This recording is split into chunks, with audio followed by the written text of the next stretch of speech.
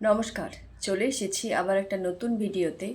পড়ব আমার লেখা একটা অনুগল্প। গল্পের নাম অসময়ের অবলম্বন।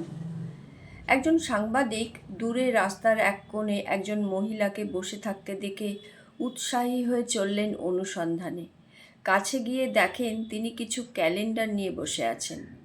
জিজ্ঞেস করেন, এগুলো কি করবেন? উত্তর এলো, বিক্রি করব। এত কিছু থাকতে ক্যালেন্ডার কেন? এবার উদাস গলায় উত্তর দেন, শাশুড়ি মা মৃত্যুশয্যায় আমার কাছে ক্যালেন্ডার চেয়ে ষষ্ঠী কবে দেখতে চেয়েছিলেন। বাড়িতে ক্যালেন্ডার ছিল না। হঠাৎ অভাব এসে দরজায় কড়া নাড়ল। তাছাড়া এখন তো পয়লা বৈশাখের সময় ক্যালেন্ডার বিক্রি হবে, নতুন বছর আসছে, তাই পড়লাম আমার লেখা একটা অনুগল্প অসময়ের অবলম্বন।